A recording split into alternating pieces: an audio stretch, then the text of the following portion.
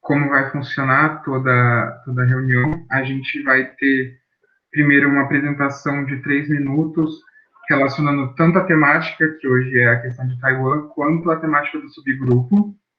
E aí, caso vão ter os representantes dos 4 subgrupos do GT1. E aí, depois a gente vai abrir para todo mundo. A gente vai fazer o controle de quem fala pelo chat, então vocês coloquem um número na sequência. Então, o primeiro que for falar escreve 1, depois o segundo 2, e assim a gente vai seguindo, a gente vai chamar vocês, e cada um vai ter 2 minutos de fala a partir do momento que a gente abrir. E a gente também tem algumas questões para levantar durante, então, se a gente achar que está muito parado, a gente vai trazer essas questões e perguntar para ver se movimenta. Mas o intuito da reunião é justamente conversar sobre o assunto, então não fiquem nervosos, a gente está aqui só para bater um papo sobre isso. E é isso. A gente vai começar por qual subgrupo mesmo? Vai ser o 1. Então, é que, na verdade, a gente fez meio que uma junção do subgrupo de cooperação e de geopolítica, porque acho que nessa introdução as duas coisas se misturam bem. Então, a gente vai começar fazendo uma introdução junto, os dois subgrupos. Certo. Então, podem ir. Eu vou contar os 6 minutos, então, já que são os dois subgrupos, e vocês fazem aí de uma vez.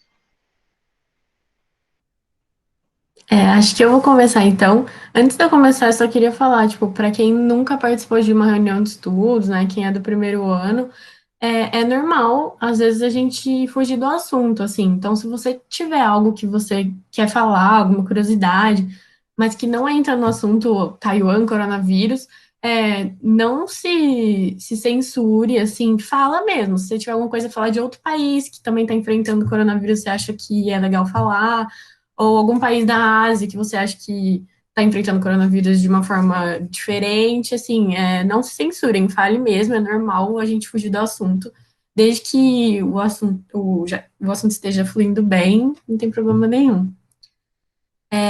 Eu vou começar só dando um contexto meio que histórico, assim, a gente achou que seria legal a gente explicar a relação China-Taiwan historicamente e por que que existe, né, hoje em dia a República da China, que seria Taiwan, e a República Popular da China.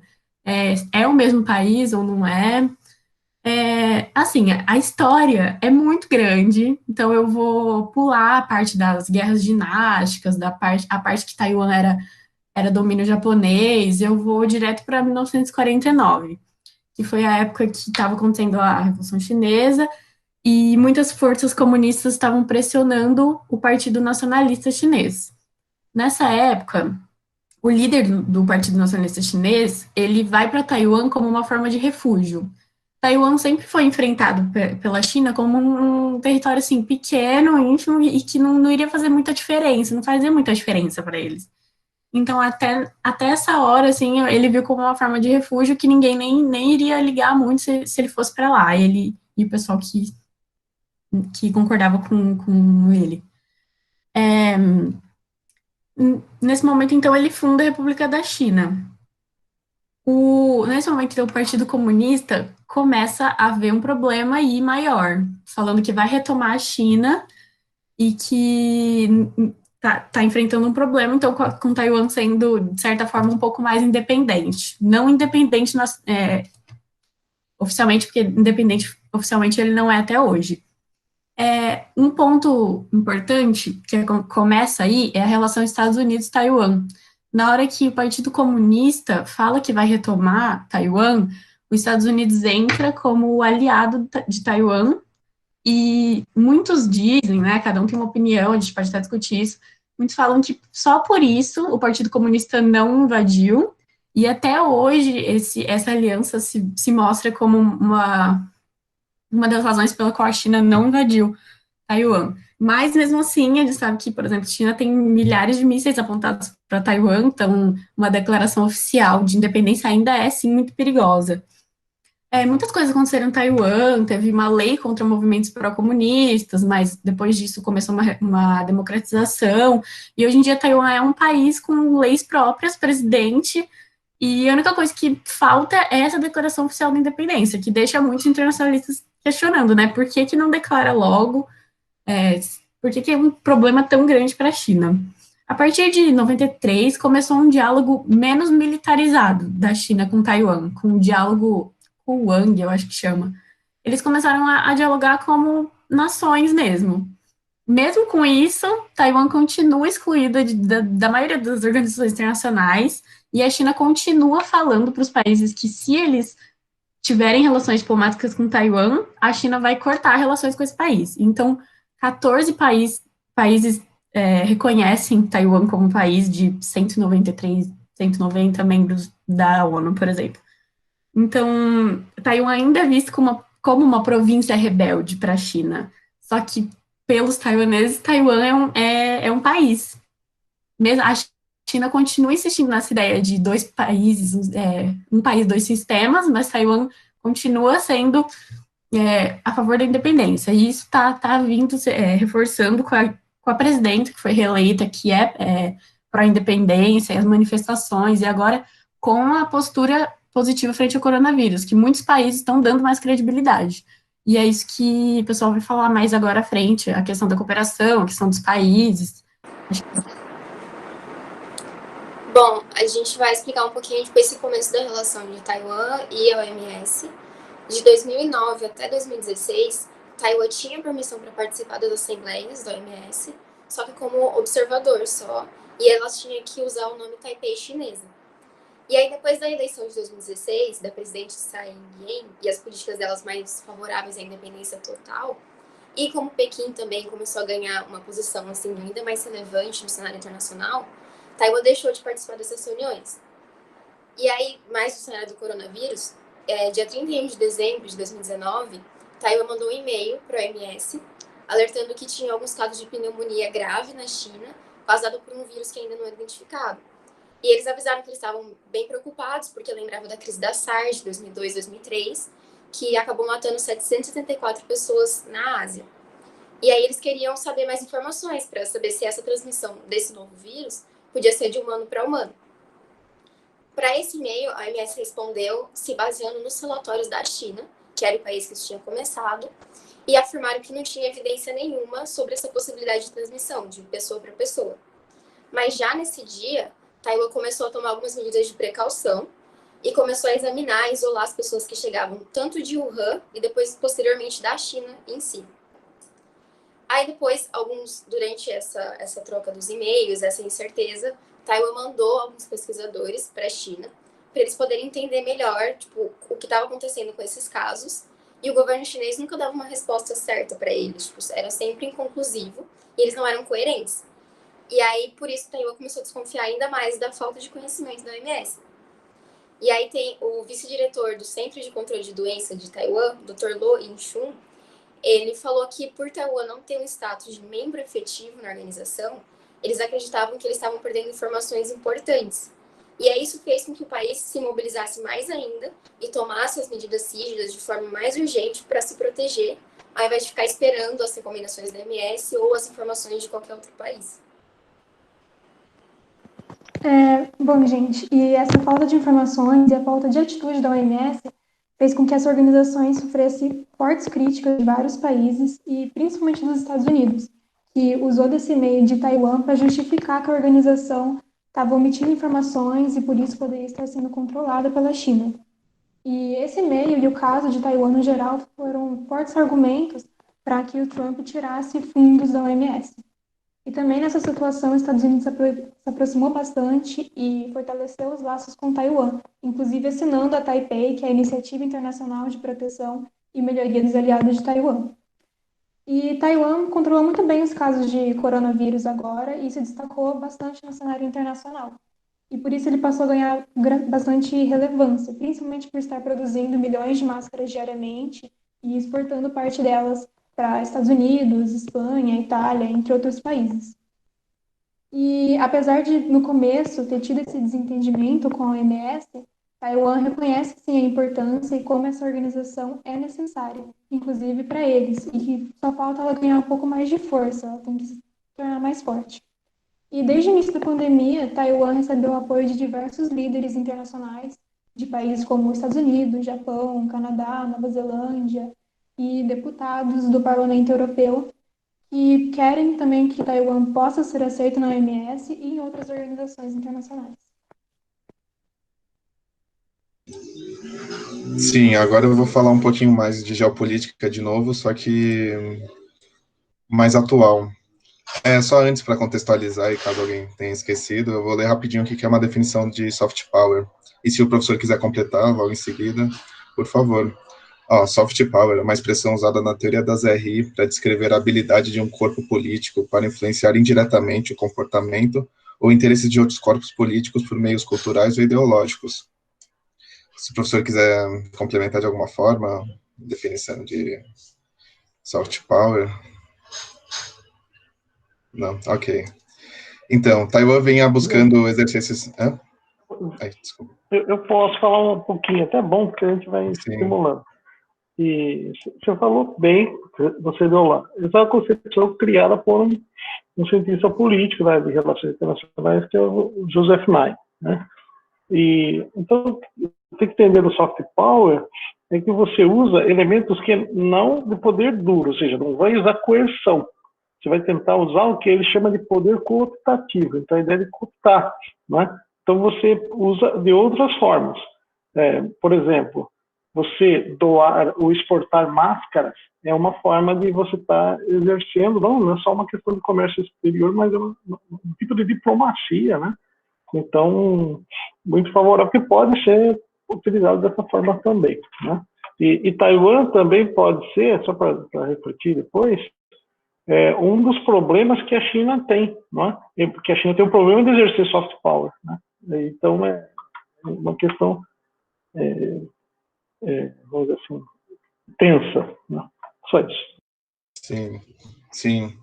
Então, a China vem exercendo esse soft power buscando ser um modelo de regime democrático, também buscando ser um modelo no que tange os direitos humanos, tanto numa esfera regional, tanto global.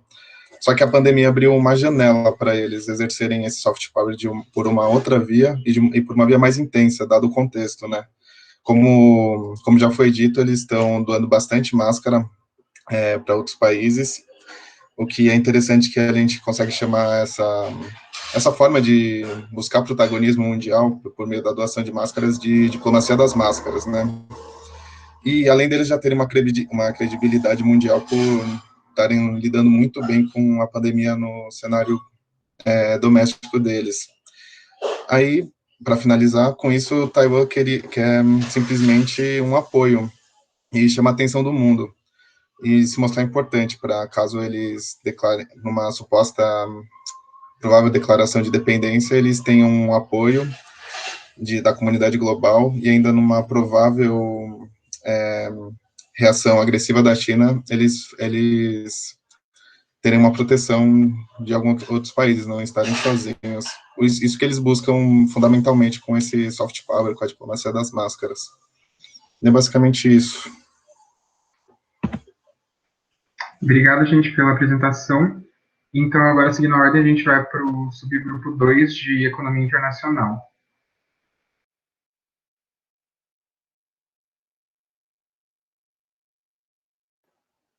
Alô, gente, vocês estão ouvindo?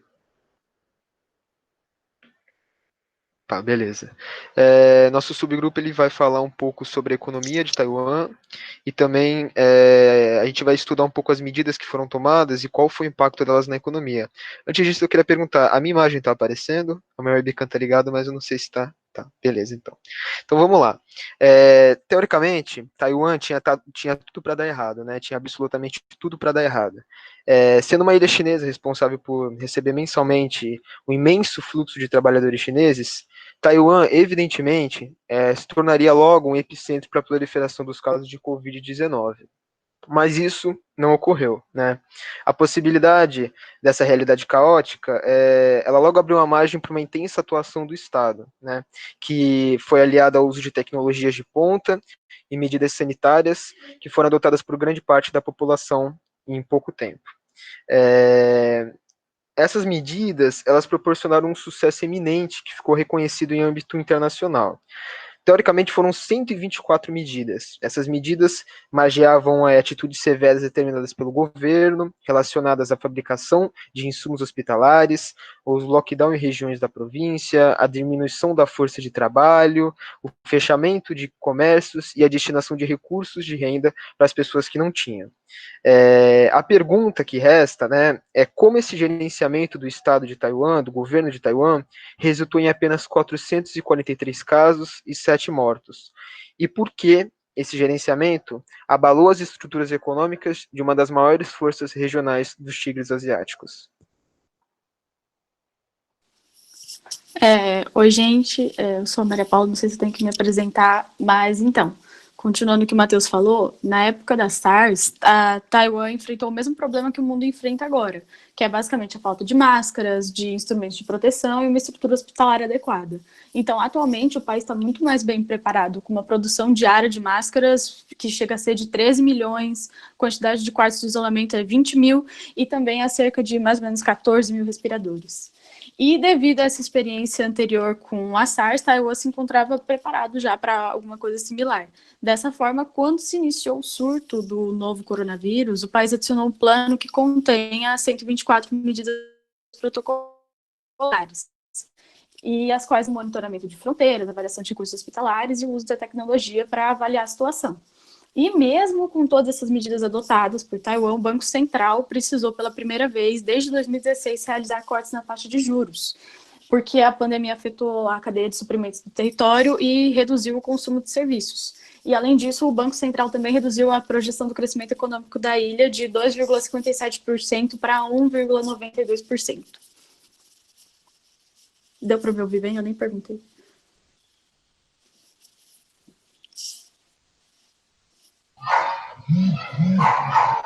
Oi, gente, vocês estão me escutando?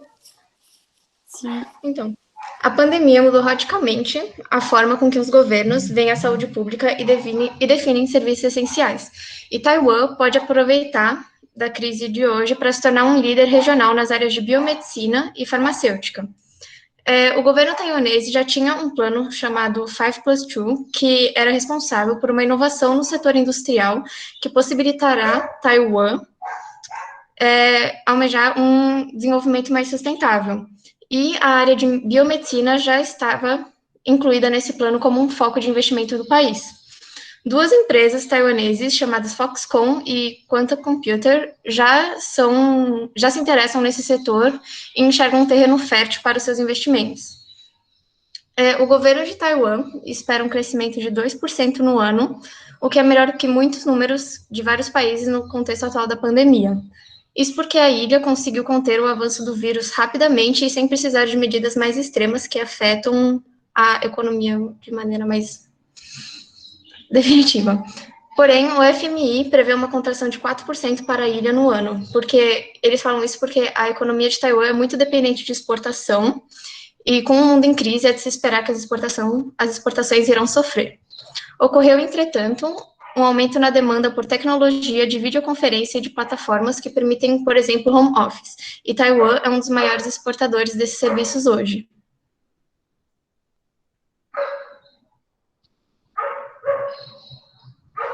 A gente percebe, então, dessa forma, né, que as medidas de rápida atuação do governo, medidas assertivas desse tipo, possibilitaram uma recuperação pungente em Taiwan, tanto sanitária quanto econômica, né? A província hoje ela enfrenta as incidências da crise de forma direta, mas elenca também restrições sanitárias e as reformulações econômicas para que ela consiga logo respirar novos ares e investir em novos âmbitos.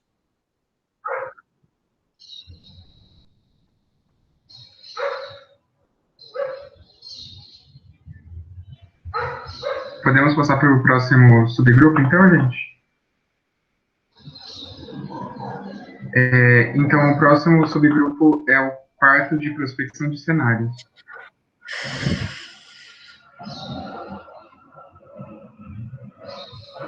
Não é o de geopolíticas e militares? Eles falaram na primeira vez, junto com o de cooperação. Ah, tá bom. E aí a gente pulou. Tá, perfeito. O que eu ia falar mais ou menos, vou reiterar o que já falaram aqui, que a conduta da OMS não foi nada profissional, né, com relação aos alertas de Taiwan. Alertas desde dos primeiros casos, na última semana de dezembro de 2019, Taiwan já estava avisando, mas a OMS não escutou, então realmente não foi muito profissional por parte da OMS. O que eu queria falar todas essas ações de Taiwan que a gente comentou para angariar aliados para Taiwan nessa questão de Taiwan não estar participando da comunidade internacional, todas essas ações elas estão dentro de um escopo da campanha Taiwan Can Help. Taiwan pode ajudar, né? E é uma campanha que já tem mais de 10 anos e ela está muito forte agora, ela é praticamente todo o estandarte da Tsai Ing-wen, que é a presidente, né, independentista, e eles estão tentando fazer várias coisas, inclusive no Twitter, no Facebook, todas as notícias em Taiwan com relação à parte internacional é sempre assim, Taiwan can help, para eles tentarem angariar mesmo aliados nessa causa. Outra coisa a gente queria falar o que é intransigente, né, dessa questão de por que a China não quer reconhecer Taiwan. É a política da uma China. A China não admite ter outro país no mundo que se fala chinês sem ser ela. Então, assim, Taiwan fala que é chinês, a China também fala que é chinesa, só que eles não... desde o começo dessa One China Policy, que acho que foi em 2003 ou 2004,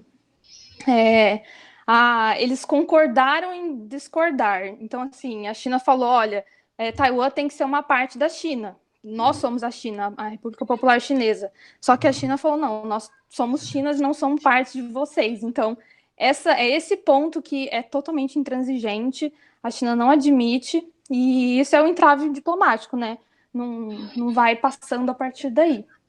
Então, é isso. O estado da negociação hoje é agree to disagree, concordar em discordar. E a gente espera que isso mude mais para frente. Agora eu vou passar a palavra para o Hamilton.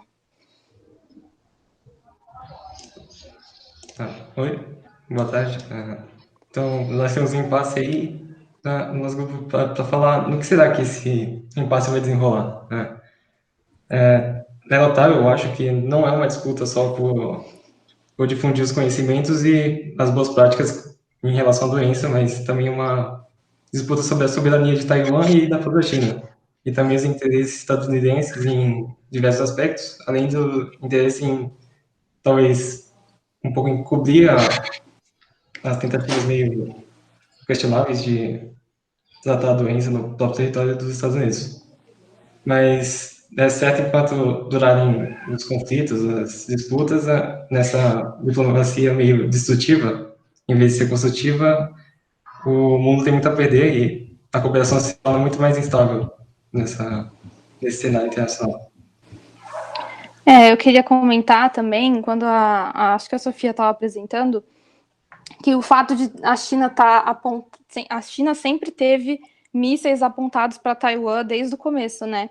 E isso lá é muito interessante, porque quando eu estive lá, eu cheguei a ir para lá um tempo, e as escolas lá, eles têm aulas de armas, aulas de armamento para o caso de uma eventual guerra. Isso é muito interessante, porque eu cheguei a ter uma aula sobre como usar armas. Então, assim, era uma aula do primeiro ano do colegial, e, tipo assim, gente de 15 anos aprendendo a carregar uma AK-47, sabe? Eu fiquei perguntando, nossa, por que isso, né? E eles falaram, não, é porque a gente meio que tá sempre em guerra com a China, sabe? Então, pode acontecer a qualquer momento. Então, se a gente precisar aprender a usar uma arma, a gente precisa saber usar ela para o bem, né, mais ou menos. Então, eu achei isso muito interessante, assim, eles estão num estado de eles têm medo dessa guerra realmente acontecer, sabe? É uma coisa cultural deles. Só um comentário, uma experiência pessoal minha. E é bem interessante. Bom, acho que é isso, gente. Bom, queria agradecer todo mundo que falou, todos os subgrupos.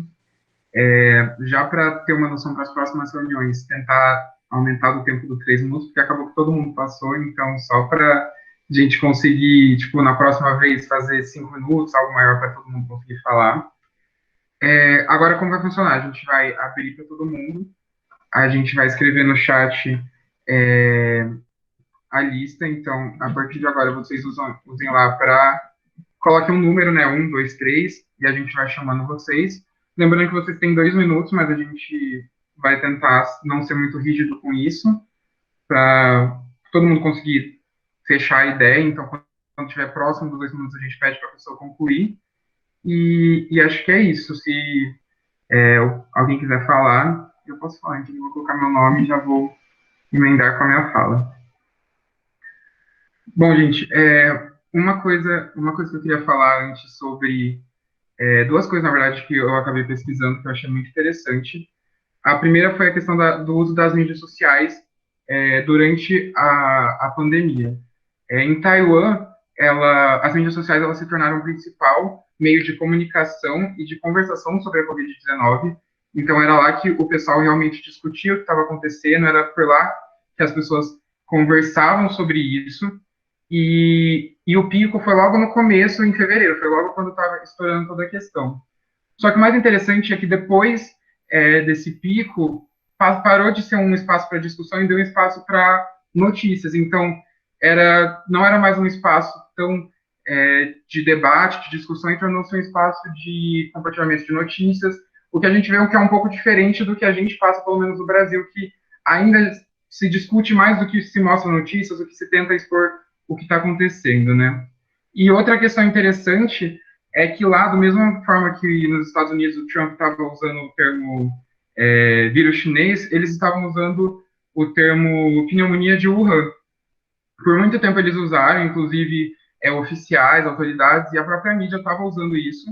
Atualmente, por conta da questão da OMS ter dado o nome de Covid-19, passou a ser chamado assim, mas o público geral ainda pegou muito essa questão e vai muito nesse sentido de China inimiga, China que está nos explorando. Então, eu acho muito interessante como eles ainda utilizam popularmente esse termo de pneumonia de Wuhan, por mais que exista um documento da OMS que fala justamente que é bom evitar usar nomes de regiões, cidades, continentes e países para dar o nome para a doença. Então, eu acho muito interessante essas 2 coisas relacionadas muito com como Taiwan lidou com a pandemia desde o começo. A próxima, então, é a Sofia. Eu só queria, reforçar sobre como o comentário da Sofia da cultura militarista deles, porque mostra que, assim, não é uma cultura taiwanesa em si, é uma coisa que realmente os Estados Unidos, até com a lei Taipei, está reforçando e está impondo, assim, com a facilidade de venda de armas propostas pela lei. A maioria dos adendos da lei tem a ver com armamento. E, assim, para Taiwan, será que seria realmente tão relevante uma independência agora, no meio de uma pandemia, no meio do conflito do Mar do Sul da China, em que a China se coloca diretamente contra Taiwan? Tipo, olha o tamanho de Taiwan e o tamanho da China, sabe? Será que uma declaração de independência seria realmente tão favorável assim para Taiwan quanto seria para os Estados Unidos, por exemplo? Parece que os Estados Unidos estão usando Taiwan como uma arma, sabe? Exatamente agora, no meio da OMS, essa guerra da China Estados Unidos, parece que eles estão usando Taiwan como uma arma, e talvez não seja assim um interesse puramente taiwanês de se declarar independente nesse momento, porque realmente eles têm um país assim com uma língua própria, presidente, então não é uma coisa tão desesperadora assim para eles como população. Eu nunca estive lá, mas assim, gostaria muito de saber, foi muito legal saber que essa cultura vai para a população também. Eles aprendem na escola como, vamos dizer, uma arma, assim. Bem doido. É isso, eu concluo. Gente, uma coisa que eu esqueci de pedir também é que quando vocês concluírem, façam que nem a Sofia e fala, tipo, eu concluo só para ficar claro que pode passar para a próxima pessoa. E agora é o Pedro, então.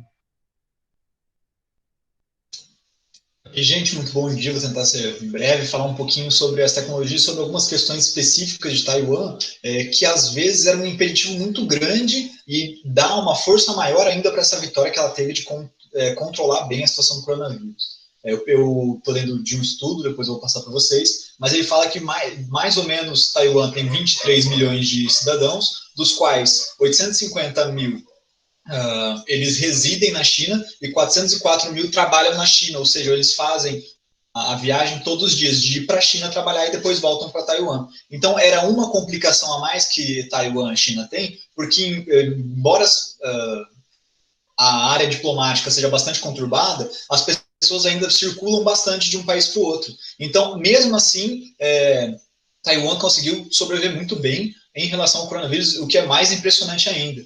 E mais uma coisa que eu queria colocar, que para Taiwan, uma das coisas por que eles conseguiram reconhecer com bastante precisão, com bastante força, com bastante velocidade, e criar também medidas muito rápido, foi porque depois da crise de SARS-CoV, de SARS em 2003, eles foram um dos países mais afetados. Então, assim, eles criaram também mecanismos, um deles é o NHCC, que é o Centro Nacional de Comando em Saúde, que ele é responsável e tem poder suficiente para puxar esses gatilhos de falar assim, a gente vai começar a testar pessoas, a gente vai começar a fazer tal coisa. Além disso, a gente também vê um uso de tecnologia muito interessante e muito extensivo em Taiwan, tanto com análise de dados, quanto com a coleta dos dados das pessoas, além das testagens que eles também estão fazendo muito. Eu concluo minha fala por aqui, muito obrigado. Obrigado, Pedro. Então agora é o Matheus. Eu acho interessante colocar em voga o que o Leonardo falou a respeito das mídias sociais, né? Então, a gente tem Taiwan como uma província que tem um desenvolvimento tecnológico muito grande. Você tem, dentro de Taiwan, o uso da WeChat, né, que é a plataforma de rede social da Tencent, que é uma empresa chinesa. E em 2019, quando você teve as manifestações em Taiwan, você também teve uma proliferação muito grande do descontentamento da população com o governo dentro das redes sociais. A gente consegue fazer um parentesco disso com a Primavera Árabe, no caso, né? Onde as coisas se incendiaram dentro das redes sociais. E a gente também consegue analisar isso aqui no Brasil, onde essa turbulência política, esse descontentamento com o governo Bolsonaro, ele é muito exprimido dentro da internet, né, dentro do Twitter, dentro do Facebook, dentro do Instagram, e a gente fica em dúvida, né, será que as redes sociais hoje, elas são uma força política talvez tão forte a ponto de manar uma população, né, gerar um descontentamento? Qual é o limiar entre o uso da internet e a movimentação política física, né? Então, será que a internet está tomando, as redes sociais estão tomando um espaço que há 40 anos atrás não existia e a população está conseguindo ter uma força motriz muito mais densa do que a gente via em movimentos sociais há 40, 50 anos atrás? É basicamente isso. Maiara? Bom, a minha fala é mais na direção do que a Sofia falou no começo, que é mais por toda essa questão de, por exemplo, essa separação que os Estados Unidos está tendo com as organizações internacionais e essa, sendo consequência dessa tensão com a China, a gente percebe que Taiwan, pelo menos aparentemente, não está indo no mesmo caminho. Porque mesmo que eles estão tentando se desligar da China, mas para ter um protagonismo no cenário internacional. Então, por exemplo, no final, quando eles afirmam que eles acham que a OMS tem que se fortalecer, que a OMS tem que crescer e ter maior participação. Então, eles não vão na mesma direção que os Estados Unidos, por exemplo, de ser totalmente contrário à OMS. Então, o que eles querem aqui, apesar da separação com a China, é uma inserção maior no cenário internacional. Não um desligamento total e uma aliança só com os Estados Unidos, por exemplo, que nem faz o Brasil. Isso é Gabriela?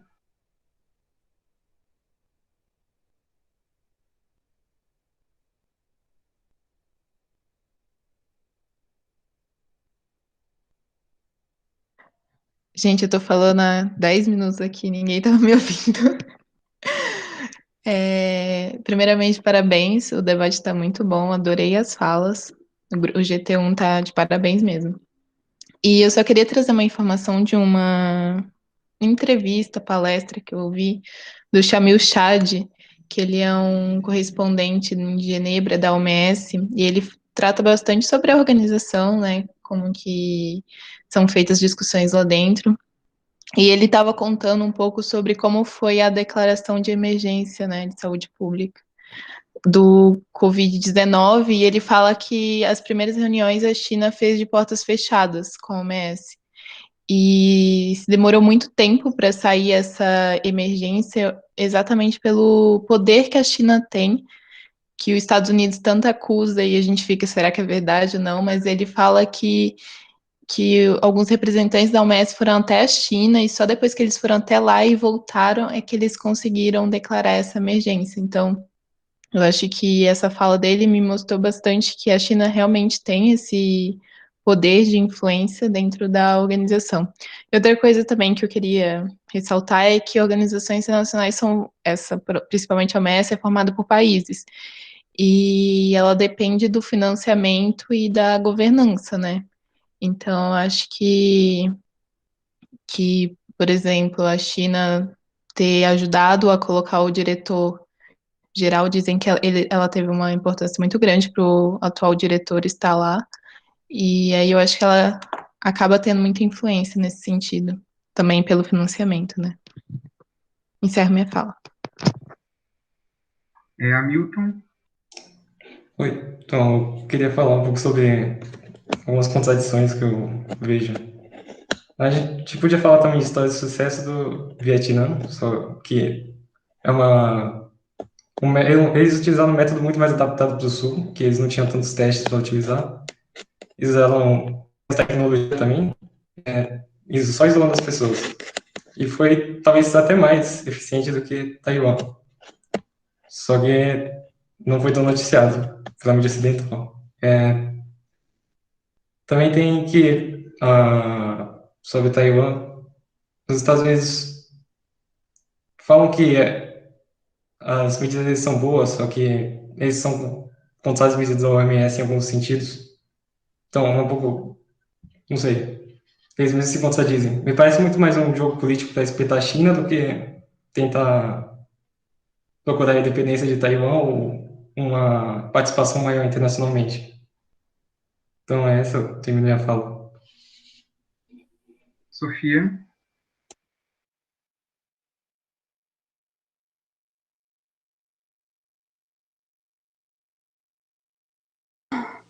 Pronto. Então, o que eu ia falar é sobre essa questão de será que os Estados Unidos estão tentando usar Taiwan como uma ferramenta, uma arma para ganhar poder mesmo, soft power nessa questão internacional. Eu acho que faz sentido que os Estados Unidos estejam tentando fazer isso, até porque, como a Gabi falou, a OMS é muito influenciada pela China. Então, assim, os Estados Unidos já cortou todos os financiamentos, já saiu da OMS, então eles não estão a favor de cooperar com a OMS mais, e por consequência com a China, né? Porque a OMS é realmente bastante influenciada pela China. E só que eu lembrei de uma notícia que a presidente escreveu no Times, no Time. Ela escreveu uma notícia mesmo, de autoria dela, e ela falando assim que sobre essa briga entre China e Estados Unidos, que Taiwan quer independência, Taiwan quer reconhecimento, independente do lado que ele esteja, sabe? Eles vão fazer de tudo para ser reconhecidos, só que eles querem solidariedade global. Então, assim, quem estiver a favor de solidariedade global, eles vão tomar esse partido. E eu acho que, assim, Taiwan não vai se deixar usar como uma ferramenta para os Estados Unidos também. Eles têm intenções muito maiores, muito, muito maiores mesmo, comparados aos Estados Unidos. Como falaram aqui, o Taiwan apoia a OMS. Taiwan não quer que a OMS se extingue, nem nada disso. Eles querem fazer parte da OMS, eles querem ser reconhecidos pela ONU. Então, assim, é meio paradoxal mesmo eles estarem tomando o lado dos Estados Unidos, só que os Estados Unidos estão saindo da OMS. Então, assim, é um jogo político muito intenso. E outra coisa sobre as mídias sociais que o Matheus falou. Lá eles usam o WeChat, que é da China, só que eles usam o WeChat, ele é supervisionado pela China, é um aplicativo da China. Só que eles têm o Line, que é o aplicativo que eles mais usam lá, é o WhatsApp deles, é o Line. E é totalmente democrático a sociedade deles, assim, nem se compara com a China. Em Taiwan eles têm valores de liberdade, eles votam, eles são a favor do LGBT, né? da comunidade LGBT, então, assim, é muito interessante analisar essa questão da democracia lá, né? Concluo. Bom, sou eu mesmo. Duas coisas. Primeiro, sobre a fala do Matheus da questão das mídias sociais, eu acho realmente muito interessante analisar tanto a questão da Primavera Árabe quanto a questão agora da Covid-19, porque são dois momentos que as mídias sociais elas foram muito jogadas para uso tanto político quanto para uso social, então é muito interessante como a gente consegue perceber os dois lados. A gente vê que sociedades em que a democracia é prezada e as sociedades mais transparentes, elas têm um uso das mídias sociais cada vez mais voltado para a informação, como foi o caso de Taiwan, e, ao mesmo tempo, a gente vê, agora já trazendo para a questão do Brasil, a gente vê um uso muito mais focado no político, trazendo o uso de notícias falsas, então é muito interessante ver esse jogo político que está acontecendo nessa arena grande que são as mídias sociais. E sobre a questão dos Estados Unidos e Taiwan, eu vejo que é muito uma questão de oportunismo, porque cada vez mais a gente está vendo um desmonte da política externa americana. Cada vez mais a gente está vendo que os Estados Unidos estão perdendo apoio, a gente está vendo a Merkel se aliando ao Putin porque, por causa da política norte-americana no Oriente Médio, então cada vez mais a gente está vendo que realmente a política externa americana está se desmontando completamente, e eu acho que o que está sendo feito é realmente um jogo para conseguir aliados, porque perder apoios como eles estão perdendo, principalmente na Europa, está afetando muito a política externa e está afetando muito essas questões, principalmente agora com a questão do coronavírus. Então, eu acho que essa questão de Taiwan é muito mais um oportunismo do que vamos tirar vantagem deles. Mas é isso que eu ia falar, agora é a Mayara. Bom, a minha fala é muito na mesma direção que você acabou de falar, porque, pelo menos agora teve a reeleição do presidente, e durante a campanha dela, durante essa reeleição... Mayara, eu quase não ouço, não sei os demais. Tá melhor agora? Tá, acho que tem que falar mais perto, talvez, não sei. Então, eu estava falando que durante a reeleição da presidente agora nesse ano, a proposta dela é muito mais pela manutenção da democracia e pela inserção no cenário internacional do que um alinhamento com os Estados Unidos propriamente dito. E os Estados Unidos, obviamente, a gente tem inúmeros casos disso, de se aproveitar das situações, se aproveitar da fraqueza de outros países para ter uma oportunidade de uma dominação, que é o que eles estão acostumados a fazer, não direta, mas indiretamente. Mas pelas coisas que a gente lê, pela percepção que a gente tem de Taiwan, o interesse deles realmente não é se tornar um subordinado dos Estados Unidos, é conseguir esse protagonismo próprio no cenário internacional. Então, é a partir disso que eles defendem a OMS, defendem as organizações internacionais, justamente quando os Estados Unidos não faz essa mesma defesa. E é muito diferente do que o Brasil faz, por exemplo. A relação Brasil-Estados Unidos não é uma política externa. É o Brasil se curvando diante dos Estados Unidos. E o Brasil não tem proveito nisso, Taiwan. Quando ele se alinha, mas não se submete, ele consegue exportar, aumentar a exportação e ajudar, inclusive, os Estados Unidos, se destacando bem mais do que como o Brasil está fazendo. Eu encerro minha fala. Bom, agora é a Maria Luísa.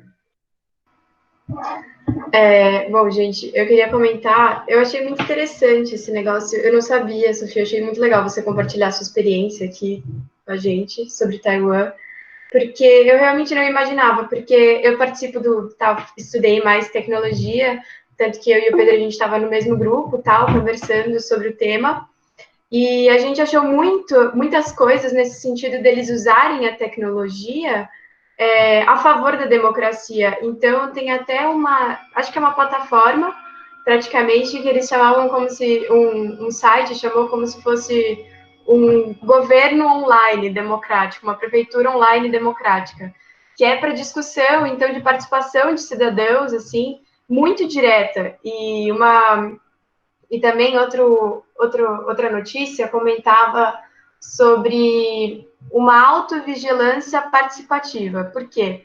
No sentido de que os cidadãos taiwaneses, eles participaram ativamente dessa contenção da pandemia, tanto colaborando com essas tecnologias que foram implementadas, né, e também, né, fazendo esse movimento de se, enfim, de não sair, né, de respeitar a pandemia pelo bem comum, assim.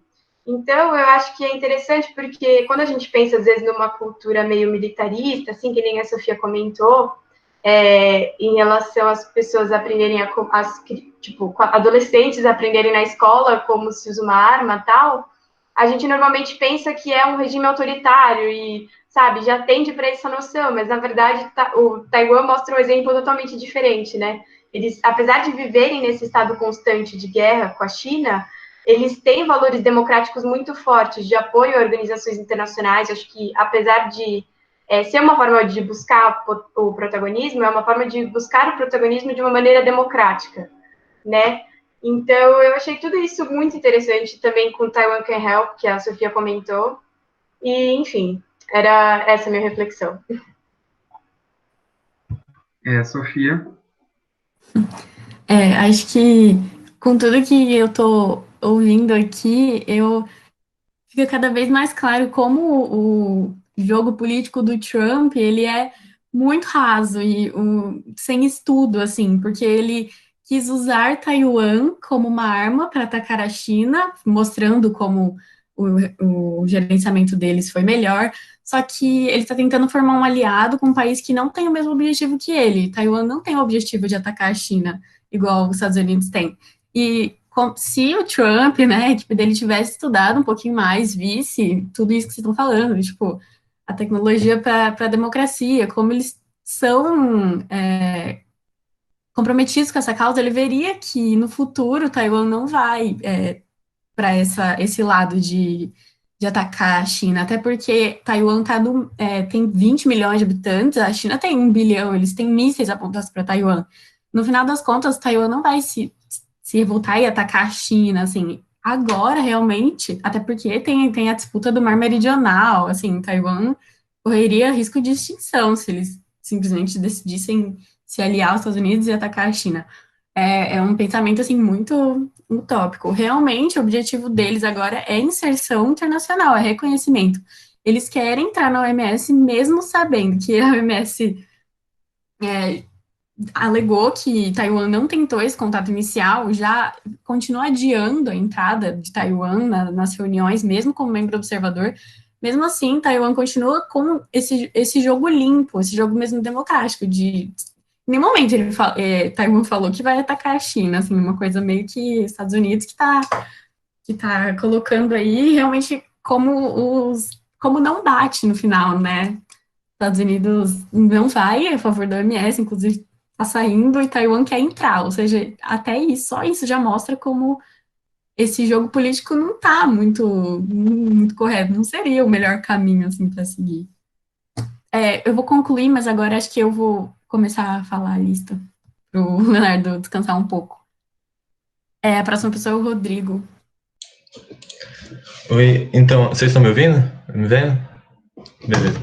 Então, eu queria falar um pouco também ainda desse negócio da tecnologia que a Maria Luísa falou, que é dessa democracia digital, né, que Taiwan vem desenvolvendo desde 2014, né, que eles têm plataformas de colaboração do governo com empresas, com lojas de conveniência, e também uma outra plataforma que é essa que ela falou, que é do debate, para encontrar um consenso ali da população e ver assim os caminhos a serem tomados, e como que isso ajudou bastante também no combate à pandemia, porque com a plataforma de colaboração eles puderam fazer ligações assim com empresas para poderem começar a fabricar as máscaras que estavam em falta no começo. Eles usaram também mapas digitais que eles desenvolveram colaborando com partes da população. Eles também criaram um aplicativo de distribuição de máscaras, onde você podia falar quantas máscaras você precisava, e aí aparecia lá no negócio onde você tinha um ponto de coleta de máscara mais próximo. E também nessa parte do debate, a população vê que eles falando através das plataformas, eles são atendidos, são vistos pelo governo, né? Como que eles confiam no governo deles. E então os cidadãos taiwaneses, eles confiam que a tecnologia e os dados estão sendo usados para combater a pandemia. Então, eu acho que isso ajudou muito assim na facilidade para combater, porque com a confiança da população no governo, né, o governo tomava as medidas e a população estava de acordo e seguia porque acreditava que era o caminho certo, né? E a última coisa para concluir, né, que eu acho legal, que é esse negócio, exatamente como eles se opuseram totalmente à China na medida, e eles conseguiram ser mais bem-sucedidos ainda, né? Que a China quis silenciar cientistas, silenciar pesquisadores, críticos, a discussão em si, enquanto Taiwan fez totalmente o oposto e provou, assim, mais uma vez para a China que eles são diferentes e que funciona o jeito deles, né? Isso aí, concluo. Agora fala do professor Mariano. Em primeiro lugar, o debate está muito bom. Excelente. O texto também, eu li vários, como comentei. Para vocês, eu estava atrasado, ainda faltam alguns, poucos, excelentes. Eu fico, assim como professor, fico meio orgulhoso. Assim, é um negócio que eu falo, tem uma massa crítica sendo criada. Achei interessante o tema de Taiwan, porque tinha muita coisa que eu desconhecida, muita gente, vocês também desconheciam, né? E o legal é que é um tema que ele não traz só a questão da pandemia, mas pela fala de todo mundo aí, vai trazendo outras questões, como a questão que é um caso internacional de grande tensão, né? Ele tende a se manter enquanto grande tensão, né? Você vê o limite do alcance do poder das potências, você vê em Taiwan, né? Assim como você vê em outras partes do mundo também, né? Na América do Sul, a gente começou a ter o primeiro caso internacional semelhante, não na mesma proporção, mas a Venezuela, que antes era uma questão que era só do hemisfério, e agora não, é uma questão internacionalizada também, que tem interesses russos e chineses, né? Além dos norte-americanos na região. Então, a Taiwan demonstrou bastante bem isso, né? E também a questão da OMS, né? Como vocês colocam, é meio para pensar, né? Porque colocam assim, a China tem um poder grande, né? Os Estados Unidos falam que ela paga pouco, vamos falar em termos financeiros. Não é só esse o problema, lógico que não é. Mas a gente vê nesse caso da pandemia e a questão da OMS, os Estados Unidos e a China, a gente vê a cobrança maior que vai vindo em torno da China. Porque se ela quer ser potência, né, vamos dizer assim, dominante, né, então ela tem que, vamos dizer assim, pagar o preço de ser potência dominante, né?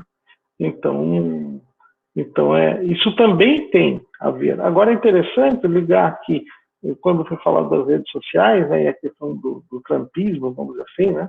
E se você vê nessa mesma lógica que o bolsonarismo está inserido, né, desse tipo de estratégia política dessa direita populista, né, conservadora, enquanto um movimento, né, você vê que Taiwan, eu acho que foi antes da campanha mesmo, pertinho da eleição, eu posso estar errado, tá? Mas o Bolsonaro esteve lá para visitar Taiwan, não é isso? É meio que tá dentro dessa estratégia de provocação que está desestabilizando o mundo, né? E que a gente aqui está acho que Deus não livre, a gente está na pior situação possível, né? Nesse movimento. E Taiwan mostra a sua importância aí.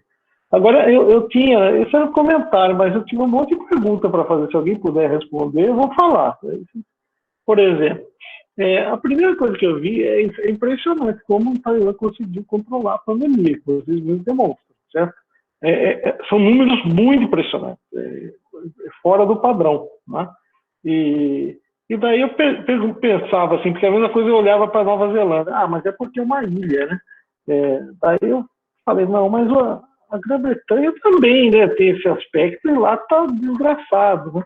Então acho que não tem nada a ver. Se alguém tiver alguma notícia, algum comentário que viu, se puder falar sobre isso. Aí, o que eu vi ali, alguém falou que em Taiwan tem reservado, mesmo com esses números, isso, eu não sei se escutei direito, 20 mil quartos de isolamento. Foi isso que vocês falaram? né? Alguém falou aí, alguém comentou. Se for isso, eu achei impressionante. Gostaria de saber.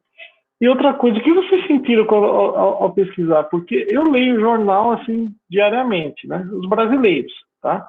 Eu leio 2 jornais. Eu lia 3, agora não consigo mais, eu 2.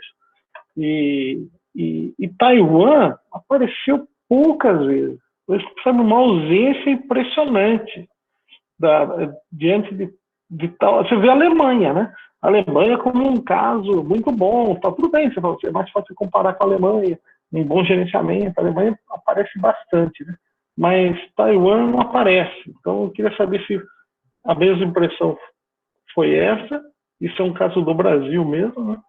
E Taiwan está muito ausente da vida brasileira, eu acho, né?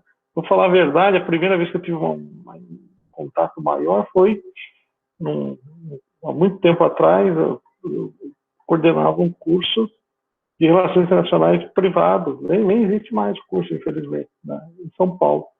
E daí a gente teve uma atuação, veio o representante de Taiwan no Brasil fazer uma palestra para a gente, até forneceu uma bolsa, né, uma ou mais, e uma bolsa muito boa que ficou lá, foi um dos nossos alunos, foi para lá, ele fez mestrado, doutorado, hoje é professor lá no Instituto de Tecnologia, está lá, em Taiwan.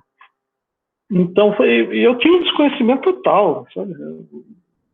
Mesmo fazendo relações internacionais. E continuo com desconhecimento. Isso é vergonhoso. Tá?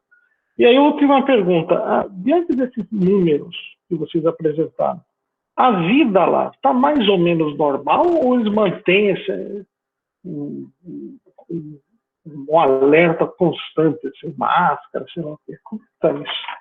Seria isso. Perdão por tanto tempo tomado de vocês.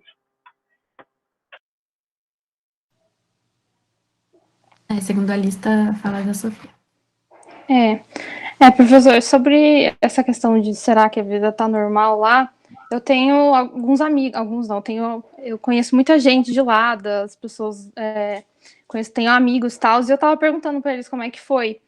E a coisa lá tá normal, desculpa, caiu o microfone, já faz muito tempo, assim, eles nem chegaram a ter quarentena, sabe? Então, eu acho que boa parte do sucesso deles tem a ver com a colaboração, tem a ver com a cidadania deles.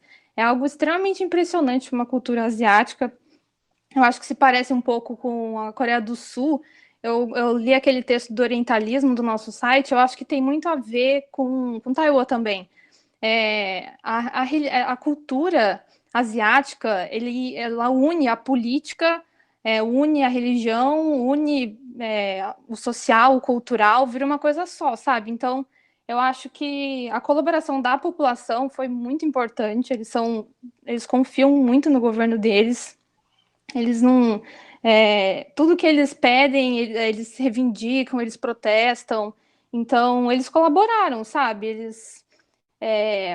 Uma das minhas amigas lá falou que desde o janeiro estava tendo medição de temperatura nos metrôs, todo mundo faz distanciamento social, lá tem as lojas de conveniência. Loja de conveniência é uma coisa muito, muito popular na Ásia, tem toda a esquina, e todo esse chama 7-Eleven, tem assim a quantidade de máscaras disponíveis para o consumidor. Então, você tem um aplicativo que você pode acessar quantas máscaras tem na cidade inteira, nas lojas do 7-Eleven inteiro. Então, assim, é um tipo de informação que contribui muito para conter a pandemia. Então, toda essa questão da democracia é muito forte lá, e eu acho que é por isso que eles apoiaram, inclusive, as manifestações em Hong Kong.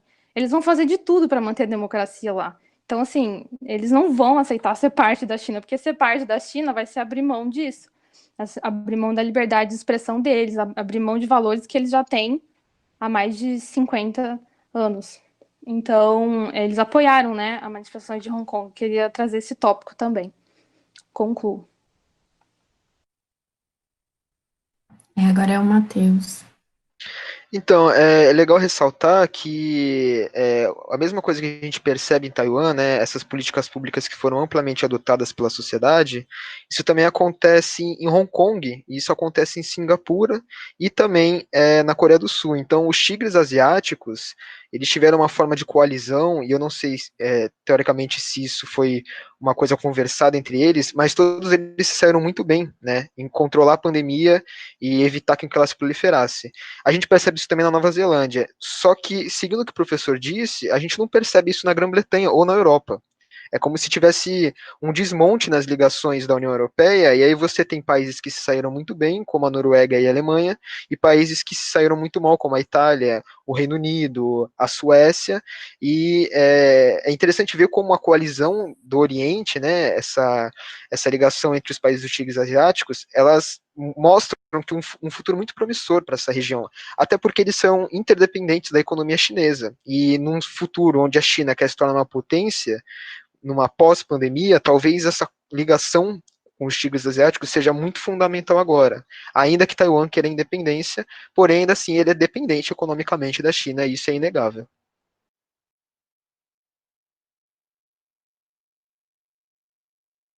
Agora a fala da Mayara. Eu queria mais responder para esse professor, mas acho que a Sofia também falou bem sobre isso, que é do porquê que, mesmo sendo... Mayara, de novo tá com aquele problema. Eu não sei se você tá muito longe, talvez falar mais perto. Não, tá perto, mas assim tá melhor? Melhorou bastante. Tá. Era o que eu falei, porque a Sofia respondeu muito bem essa questão, porque mesmo sendo uma ilha, que nem o professor colocou, é uma ilha, que nem a Nova Zelândia também é, e a Inglaterra também pode ser considerado, mas em dezembro já eles começaram a medir a temperatura das pessoas e a monitorar as pessoas que vinham da China. Então, assim, dia 31 de dezembro, quando eles perceberam que a situação não tinha um controle, eles já se prepararam, sabe? E aí a população, como ela falou, é uma questão muito cultural, e a população aderiu a isso muito fácil. Também, por exemplo, a gente pode comparar com a Nova Zelândia, porque teve números maiores, porque demorou mais para fazer isso, mas a população do mesmo jeito aderiu a essa situação, e logo que fechou, todo mundo já também estava em isolamento e respeitando as regras. E na Inglaterra, não, a gente tem essa diferença, tem as diferenças políticas também, com a questão do Brexit, então as pessoas têm uma tendência a querer discutir muito, a querer discordar muito das coisas, e acaba levando também, como acontece no Brasil, levando isso para esses problemas. Então, é por isso que tem eu pelo menos acredito, que foi essa agilidade para a resposta e essas diferenças políticas entre a população que deu essa diferença no número de casos e no número de mortes. Concluo. Tá, agora a palavra é com o Rafael.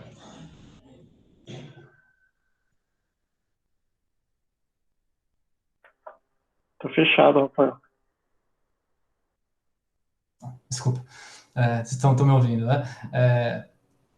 Um comentário barra uma pergunta, né, para o pessoal que fez o levantamento aí nessa parte de Taiwan. Mas o comentário mais tem a ver um pouco com essa questão, essa certa oposição, né, entre o Oriente e o Ocidente, né? A minha pergunta, queria ver se vocês têm essa informação dos levantamentos que vocês fizeram, de como no Ocidente as questões do Oriente, especificamente de Taiwan, elas chegam, porque se a gente for olhar com os variados tipos de regimes no Oriente, eles saíram muito melhor do que o Ocidente nessa questão, assim, disparado, né? Então, assim, eles têm lógico que tem uma questão cultural deles, tem uma questão de disciplina, tem uma questão deles aceitarem mais questões de invasão de privacidade com os aplicativos que monitoram o movimento das pessoas, tal. Tem uma questão também de memória, né, eles têm um problema já com essas questões respiratórias, tanto com outros coronavírus, como outras questões que eles já são meio que, já está no cotidiano deles usar máscara, tem um certo distanciamento social, então tem uma parte aí cultural do dia a dia deles, né, mas de fato eles são muito mais exitosos em combater e conduzir a questão. A minha dúvida é como isso é tratado pelo Ocidente, né? Ou seja, de fato o Ocidente reconhece isso e tenta pegar as lições do Oriente ou não, né? Porque o que me parece é que não me parece que isso acontece, e normalmente quando acontece Daí é interessante Taiwan nesse caso, né? Porque a gente recorre a Taiwan, que é um regime mais próximo dos regimes ocidentais, né? Mas aí, por exemplo, você vai ver, por exemplo, o Vietnã também, que foi super bem sucedido, praticamente, se for comparar com o Taiwan, Taiwan já tem pouca coisa, do Vietnã praticamente não aparece mais nada, né? E o Vietnã está ali na borda, né, da China, também tem uma fronteira bem grande e tal, né? Uma população muito mais carente, né? Então, no fundo, é um comentário assim, no sentido de que eu acho interessante essa parte entre aspas, né, uma certa oposição entre Oriente e Ocidente, e uma pergunta para, no fundo, uma dúvida, né, que eu tenho de como as fontes que vocês consultaram, se é que elas tratam dessa questão, né, porque, só para finalizar, eu acredito que talvez, não sei, acho que a maioria de vocês talvez isso nem seja uma questão, mas, por exemplo, nos anos 90 aqui no Brasil, não era comum você usar cinto de segurança no carro, né, então, depois quando isso se torna obrigatório, hoje em dia você já entra no carro, é automático você colocar o cinto, né? Eu acho que talvez vai ser parecido com a máscara no nosso caso, né? Que já é uma coisa que já está incorporado, né, pro oriental, isso, né? Então, essa é uma coisa que talvez a gente vai incorporar no nosso cotidiano, aparentemente, né? Então, enfim, mas meu comentário é mais nesse sentido. Concluo. Ok, agora é com o Leonardo. Bom, gente, eu vou tentar não me alongar, porque é um assunto que eu gosto muito, falar de orientalismo. Mas, voltando a uma pergunta que o professor Mariano levantou da questão das pesquisas, eu tive dois momentos de pesquisar Taiwan, porque em 2018 eu participei do INSP e eu representava Taiwan, então foi muito interessante, porque na época eu achava muito pouca coisa, a informação era muito difícil achar, e hoje em dia é uma coisa que eu achei com mais facilidade dessa vez. Então eu acho que cada vez mais a gente não está conseguindo discutir política internacional, Estados Unidos e China, sem falar de Taiwan, e por isso Taiwan ganhou um peso. Só que isso traz uma coisa que agora eu vou, pelo menos do que eu pesquisei, tentar responder o Rafael, que é a questão de como está chegando isso para a gente, né, para o Ocidente. Primeira coisa que eu acho que chega até a ser irônico, que na visão orientalista de Oriente, a gente está muito mais próximo de Oriente do que Taiwan, porque Taiwan, numa visão orientalista, teoricamente teria que ter um governo autoritário, uma população que não se levanta contra, que aceita isso, aceita ferimento de liberdades pessoais, o que é muito distante da realidade de Taiwan e muito mais próximo da nossa. Então, eu acho que, assim, é até engraçado a gente falar de com quão enraizado está o orientalismo na nossa sociedade, que a gente acaba nem percebendo que a gente está falando de nós mesmos. E Taiwan acaba chegando, por conta desse orientalismo, como um exemplo perfeito, como a exceção dentro do Oriente, a exceção, a regra, coisa que de fato não é, assim, realmente passa por uma lente de intolerância, de pensar que o Oriente está completamente distante da nossa realidade, coisa que não está, e realmente pensa-se que Taiwan vai ser essa nova ideia de como é o Oriente, coisa que, querendo ou não, acaba caindo no mesmo jogo orientalista. Então, eu realmente queria trazer essa questão de como a gente reflete na nossa sociedade o orientalismo e quando a gente acaba falando de nós mesmos, que a gente está tentando construir um eu democrático enquanto a gente elege pessoas que vão contra a democracia. E eu acho isso muito problemático.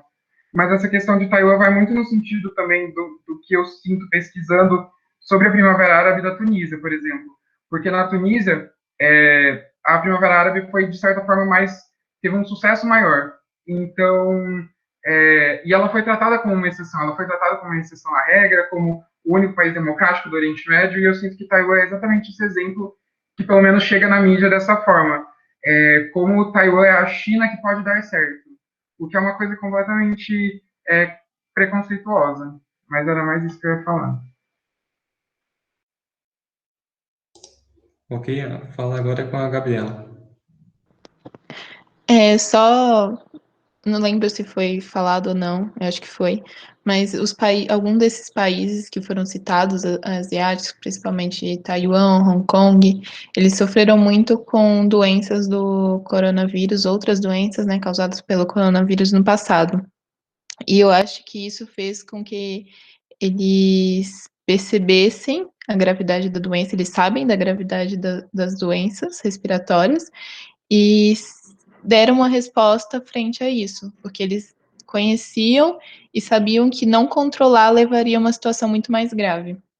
Eu sinto que os países que não tiveram contato com essas outras doenças causadas pelo coronavírus ficaram muito céticos com a gravidade, né, da doença. Falavam que ia passar rápido, ou que era uma gripezinha.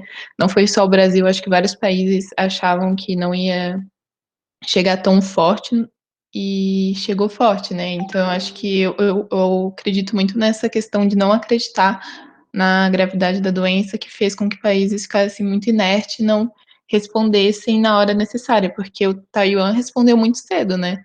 Eles começaram a medir a temperatura das pessoas nos aeroportos antes mesmo de ser declarado emergência, ou antes mesmo da China identificar a doença, né? Eu vi num podcast que eles já estavam medindo a temperatura antes mesmo da China falar, né, sobre. Encerro minha fala. Tá, o próximo é o Matheus. Então, o que a Gabriela falou é muito interessante, realmente, você tem esse histórico de doenças, né, voltadas ao coronavírus, que forçaram com que os países asiáticos tomassem medidas sanitárias para prever um futuro onde essas epidemias acontecessem novamente, mas é também muito interessante perceber como regiões do Ocidente também já tiveram um histórico de doenças, mas não estavam preparadas para isso, né? Então, a gente consegue contextualizar a ebola na África, aqui no Brasil a gente teve H1N1, a gente tem o sarampo voltando agora, né? Mas a gente também teve o Zika vírus, e no Oriente Médio a gente teve o MERS, e é uma disparidade ver como o Oriente Médio, com o MERS, né, com essa incidência que já tinha acontecido no passado, ainda assim eles não se prepararam, tanto é que o Irã, no começo da pandemia, era um grande epicentro, também com problemas de notificação de casos, subnotificação, e que não soube lidar. Então, além dessa preparação histórica, né, o SARS, que possibilitou com que a China se preparasse, a gripe de Hong Kong em 68, que possibilitou com que Hong Kong se preparasse nos dias de hoje para enfrentar a crise, isso não é visto aqui no Ocidente. E eu não sei se é uma questão econômica, uma questão política, não sei ao certo de onde vem, talvez, essa negligência com a iminência de que crises acontecem e agentes virais podem acometer muitas pessoas e impactar um abalo econômico, um recesso político. É isso. É a vez da Maria Luísa. Bom, a minha fala eu queria mais retomar o que o Léo tinha citado. E, assim, a meu ver, pela nossa discussão, assim, que a gente está conversando, eu vejo que cada vez mais essa divisão entre Oriente e Ocidente está mais caindo em voga. Primeiro com a onda de direita que a gente tem, né, no mundo inteiro, e principalmente em muitos países considerados ocidentais, uma onda de direita, ultradireita muito forte, muito conservadora, muito autoritária. O Brasil é mais do que um exemplo disso, né? Na verdade, a gente tem uma raiz autoritária, isso eu acho que foi interessante. Eu gosto muito de ler e eu sempre vejo que quando eu leio alguma coisa acontece depois que tem a ver com a minha leitura. E eu estava lendo um livro agora sobre o autoritarismo brasileiro, da Lilia Schwartz, acho que algumas pessoas já conhecem. Aliás, é uma recomendação, é muito bom e fala muito sobre essas nossas raízes autoritárias. E enquanto isso, enquanto a gente tendia a ver tanto o Ocidente como democrático, né? Essa onda vem surgindo, a pandemia mostrou muito sobre isso, sobre tendências autoritárias, né? Sobre uma descoordenação, uma falta de ajuda que era supostamente esperada, né? Por países ocidentais, por países democráticos. A gente imagina que vai rolar uma cooperação, mas na verdade a pandemia mostrou o contrário, né? Essa desunião entre os países da Europa, enquanto os do Tigre Asiático seguiram uma mesma linha de raciocínio. Então, eu acho que a pandemia colocou isso ainda mais em voga, essa divisão entre Oriente e Ocidente, entre autoritário e democrático. Na verdade, a gente está vendo que, na verdade, isso não é mais assim, né? Enfim, acho que é isso. Agora é o Leonardo. Não, isso que a Maria Luísa falou é muito, muito certo.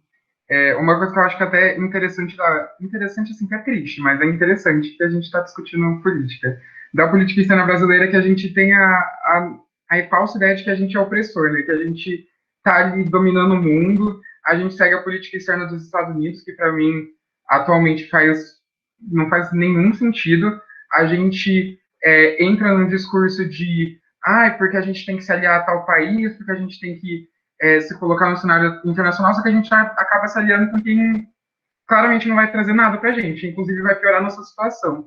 Então, eu acho muito problemático a gente, como a política externa brasileira está entrando muito num discurso que, assim, acaba se auto-oprimindo, então a gente está cada vez mais criando uma política externa que se auto-destrói, basicamente. Então, eu acho que é muito interessante realmente como foi pouco pensada a política externa do governo Bolsonaro, acho que isso não é segredo para ninguém, mas como está sendo completamente imprudente no sentido de utilizar-se de discursos que vão completamente contra nós mesmos. Então, eu acho que assim, é uma coisa que vai deixar muitos rastros aí por muitos anos na nossa política, tanto na política internacional quanto internamente, mas que eu acho muito interessante, assim, que a gente vê que a gente está basicamente se aliando, como eu já tinha falado, a uma política externa desmontada, que é dos Estados Unidos, e, por consequência, a gente está entrando nessa roda que vamos nos autodestruir.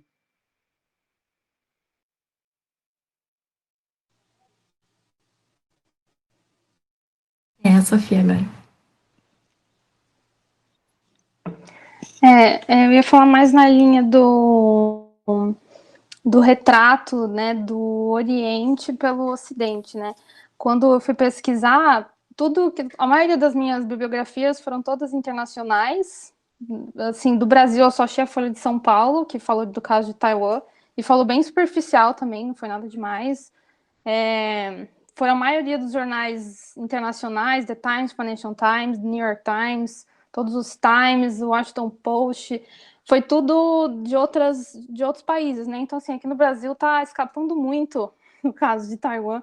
Eu acho engraçado falar um pouco da questão dos hábitos deles, que é uma coisa que contrapõe o Oriente com o Ocidente, né?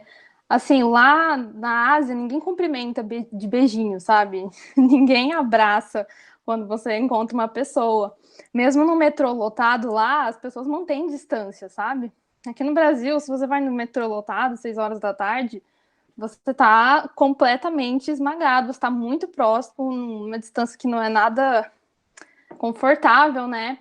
E existe ainda muito esse retrato de que, assim, apesar de eles terem hábitos higienicamente, assim, favoráveis, digamos assim, de comprimento, de distanciamento, né? A gente ainda pensa em coisas muito preconceituosas, assim, por exemplo, nossa, eles comem cachorro, ou, sei lá, eles são muito castos, eles são muito obedientes, eles comem coisas estranhas, então eu acho que tem muito preconceito nessa questão de não retratar o Oriente, né? E assim, aqui no Brasil a gente cumprimenta de beijinho, na França eles cumprimentam de 3 beijinhos, na Itália eles beijam e abraçam a pessoa, então, tipo assim, nesse contexto a cultura é muito determinante também, sabe? Então, eu acho interessante notar isso, talvez nossos hábitos mudem daqui para frente, depois do coronavírus. E é isso, termino minha fala. Acho que agora eu vejo como isso cai muito no assunto das RI, de como o que a gente consome como mídia, né? Mídia em massa, para massa, é uma forma de soft power, porque desde sempre a gente lê a mídia ocidental, que de certa forma, indiretamente, manipula a gente a se aproximar à cultura ocidental e tratar a cultura oriental como algo muito distante, tanto que quando a gente vê, nossa, Taiwan começou a medir em dezembro, nossa, uau. Gente, não é uau, obviamente, o que eles deveriam ter feito, a coisa mais consciente a se fazer no momento. Então, assim, não sei, para mim isso reforça muito como a mídia é um soft power para a teoria da dependência, porque com essa mídia a gente não lê os jornais orientais e a gente também não é da cultura ocidental, a gente fica nesse limbo. Então, reforça muito a teoria do vira-lata, né, do Sérgio Buarque de Holanda, de como a nossa política externa a gente se sente o vira-lata, porque na hora que a gente faz um aliado, a gente acha que a gente tem os mesmos objetivos que ele. E assim, a gente vê como Taiwan, por exemplo, não é assim, eles não têm os mesmos objetivos que os Estados Unidos, e para eles tudo bem, é um aliado, agora a gente não.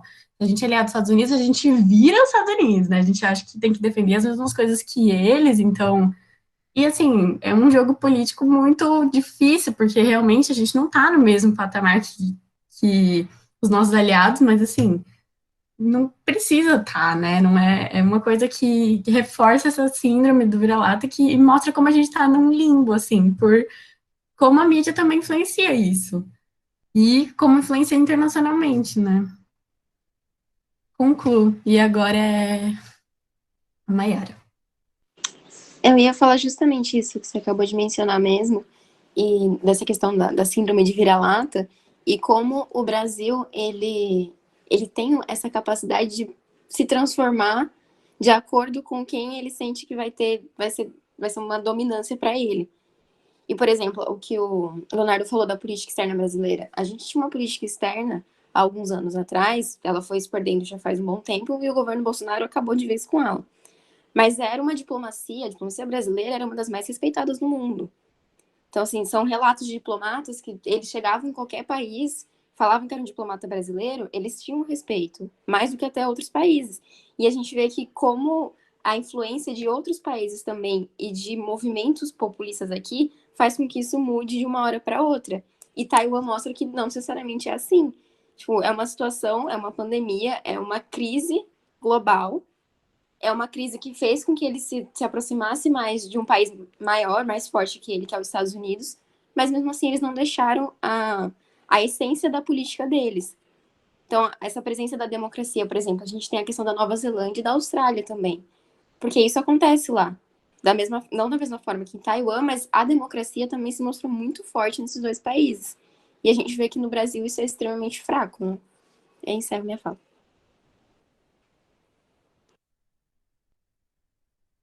Agora fala do professor novamente.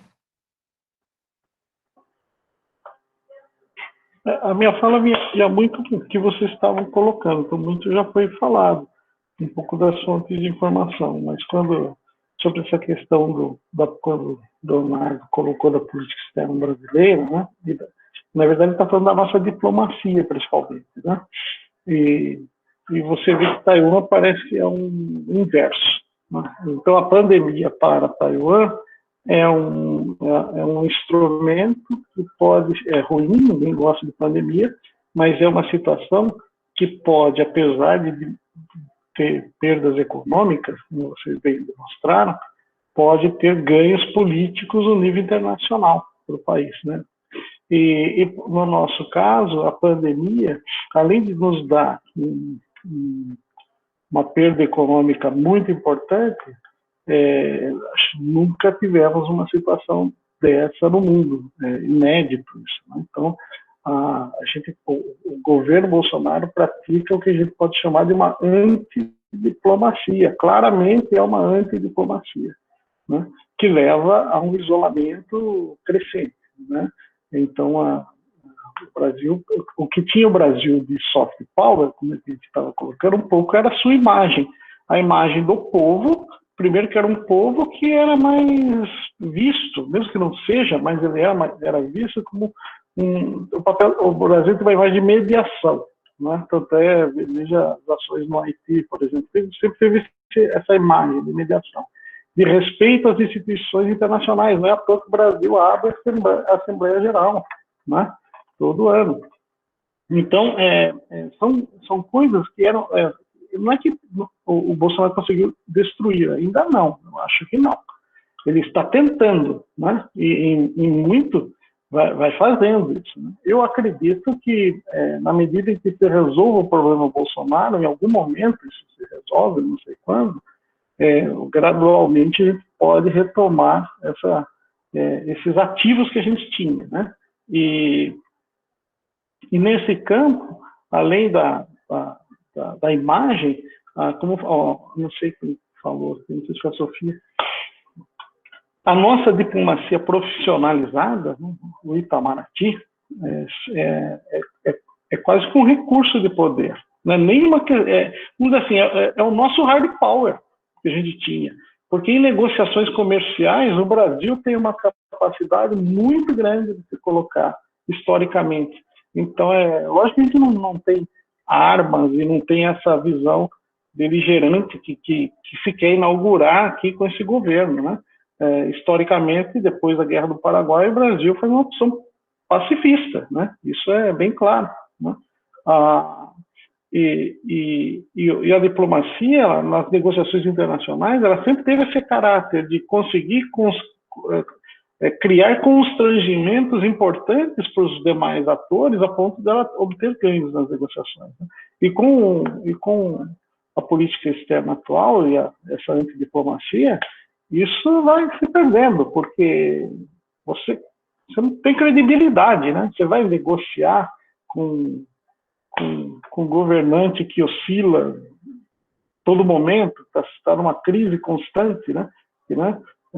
Um país que está em uma série de pessoas morrendo e a gente discutindo coisas absurdas, né? Sem ministro da saúde, você investiria nesse país? Não. Então a gente está nessa situação de perda de credibilidade, que espero que a pandemia possa ajudar a sair dessa. Talvez a crise se aprofunde mais politicamente, a ponto da gente retomar algum tipo de protagonismo internacional que atualmente está próximo do zero. E é isso. Agora quem fala é a Mayara.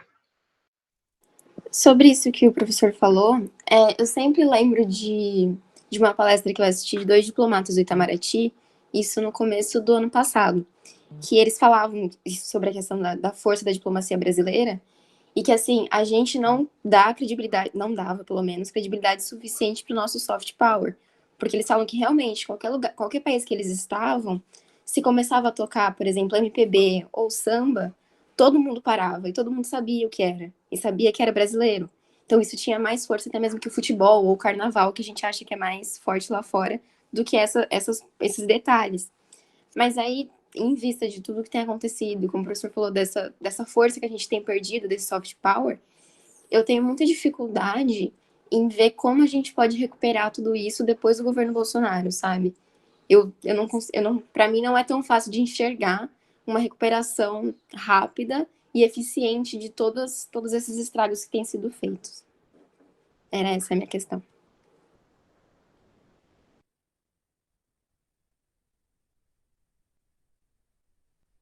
Como não tem ninguém na lista de inscrição, eu só vou fazer um comentário que acho que para quem já leu alguma das obras do Celso Amorim, principalmente quando ele fala de Doha, da rodada Doha, ele mostra assim como que ele estabeleceu diálogo com muitas nações que, assim, não culturalmente, politicamente, economicamente, não tem nada a ver com o Brasil. E dá para ver como, assim, a diplomacia do Brasil, como essa imagem de mediadora foi construída por ele e como dá para isso ser feito, sabe? É só ser uma pessoa que estuda, que se interessa e, assim, as pessoas ouvirem essa pessoa, seguirem ela e, assim, todo mundo, se a pessoa for conversar com você e for uma pessoa estudada, uma pessoa que se interessa pela sua cultura, que respeita, você vai conversar com a pessoa e vai sair alguma coisa dali. E o Celso Amorim mostra muito isso nos livros dele de forma clara, assim, como se fosse 2 pessoas conversando, e não um ministro das Relações Exteriores e, às vezes, um chefe de governo, chefe de Estado. E é por isso que eu também vou mais na linha de que é possível, sim, uma recuperação, mas é óbvio desde que quem esteja no poder, quem esteja no controle disso, seja alguém realmente interessado pelas relações internacionais, alguém que estuda as relações internacionais, e não só o Ocidente, como o Oriente, e todas as relações, né?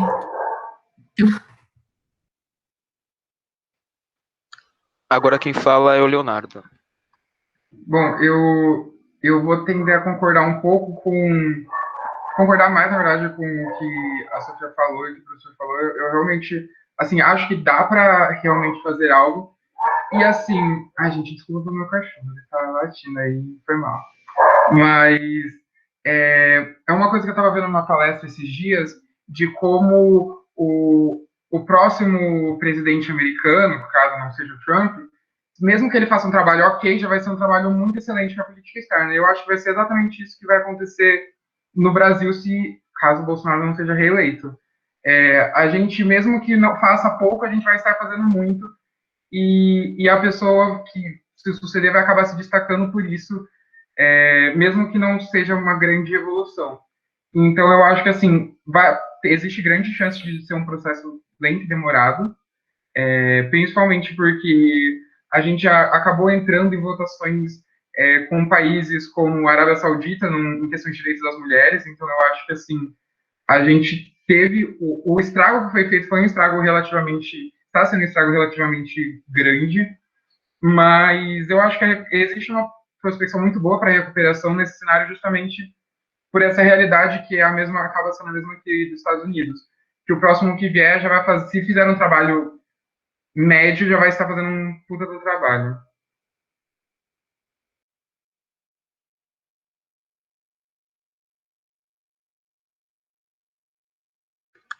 Agora é a vez da Mayara. Então, isso que o Leonardo e a Sofia falaram, eu espero que realmente seja possível e que esse trabalho, mesmo que não seja destrutivo, que nem está sendo desse governo, já seja alguma coisa. Porque, por exemplo, que nem a Sofia falou do Celso Amorim. Se você lê o que ele escreve, se você acompanha tipo, a trajetória que ele teve para colocar o Brasil onde ele colocou, isso demorou. Foi um processo longo, foi um processo demorado, mas o Brasil chegou a ter uma ótima credibilidade, principalmente, óbvio, como o líder da América Latina. E aí, uma fala do presidente ou uma fala do atual ministro das Relações Exteriores acaba denegrindo tudo isso, sabe? Acaba com essa imagem totalmente. Por exemplo,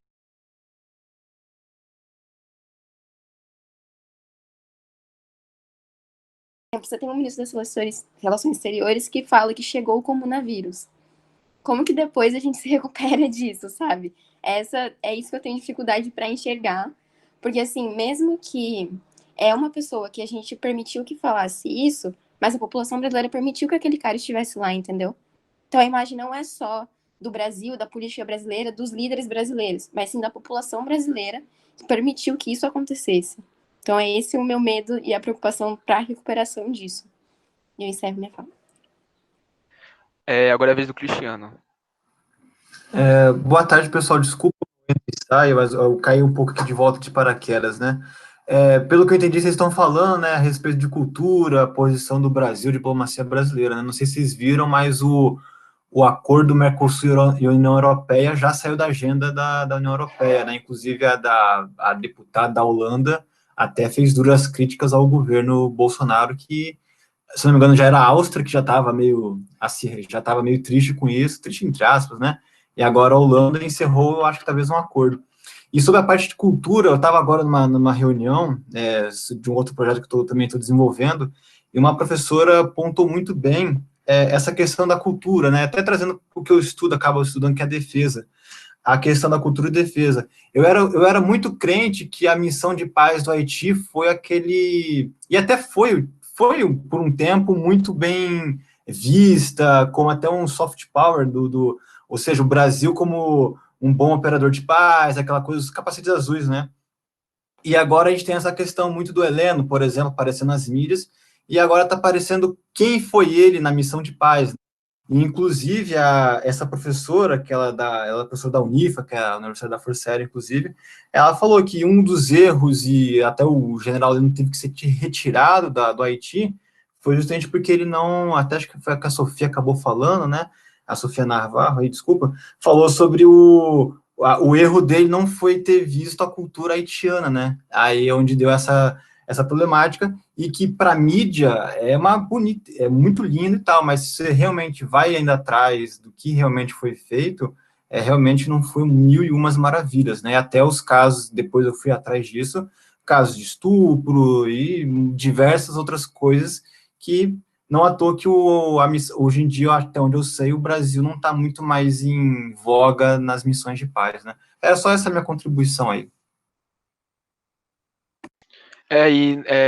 Além dessa questão do Haiti, né, como já foi mencionado, o Brasil tem uma parte fundamental na ONU, tanto é que ele já foi votado mais de, acredito que 10 vezes para o Conselho de Segurança, acumulando votos compatíveis com o do Japão, e a gente tem uma presença muito forte na Assembleia Geral das Nações, né, então fica o questionamento, o Brasil sempre foi um país em que ele era muito convidativo e também ele traçava um limiar entre conflitos, né, então na década passada, existia até uma relação do Brasil entre a crise do urânio entre os Estados Unidos e o Irã, e me parece hoje, né, que durante o governo Bolsonaro, a gente tem muito mais um revisionismo histórico do que era a compactuação do governo dos Estados Unidos com o governo brasileiro durante o regime militar ou durante o governo Dutra. Era muito mais um alinhamento bilateral em que você tinha uma confiança muito grande nos Estados Unidos e você acabava se distanciando de outras potências da época, de outros países aliados.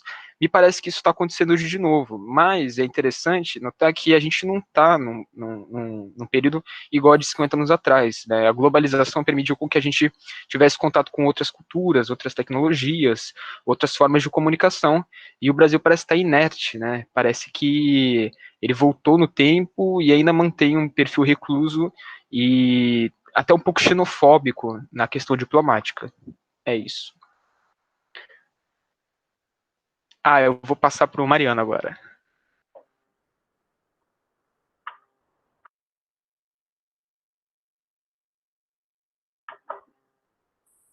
Acabei tendo vontade de complementar. E foi legal porque tratou de Taiwan, no fundo, fluxos de globalização, política internacional, potência, chegou na política externa brasileira. Né? E o comentário do Matheus, até é interessante a gente comparar, se você for ver bem, é engraçado porque a gente tem muitos militares, e aí o Cristiano desculpa também, tem muitos militares no governo, neste governo. Né? Mas se você for olhar do ponto de vista do período militar, você vai ter no início, no governo Castelo, um alinhamento simples, ideológico, né?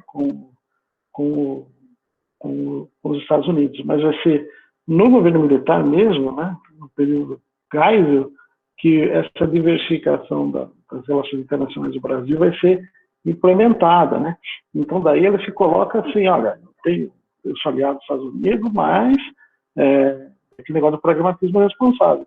Mas eu tenho certa autonomia aqui, econômica, eu negocio com quem eu quiser. Né? E nesse governo atual, com um forte patrocínio de setores militares, não estou falando que as Forças Armadas encampam totalmente, eu sei que a coisa não é assim, mas com uma forte presença de militares no governo, isso não se vê da mesma forma. Às vezes, com o Mourão apontando para a China, aparece isso, mas, em geral, está dando suporte, queira ou não, a um governo descontrolado. Veja aí o caso, aí, que é um militar que está como ministro interino, passando, sei lá, fazendo um papel de... Como eu posso dizer assim, não falar algo errado. Assim. Um papel vergonhoso, né? Porque eu estou numa conferência. Se eu tivesse num bar, eu ia falar outra coisa. Mas num papel vergonhoso, amparando isso, e isso provavelmente, em algum momento, vai começar a ter uma crise de credibilidade das próprias Forças Armadas, porque não vai dar para sustentar isso ao longo do tempo. Né? Então é interessante a pandemia, como ela afeta tudo que a gente está vendo. Muito bom o debate, excelente mesmo. Gostei, parabéns.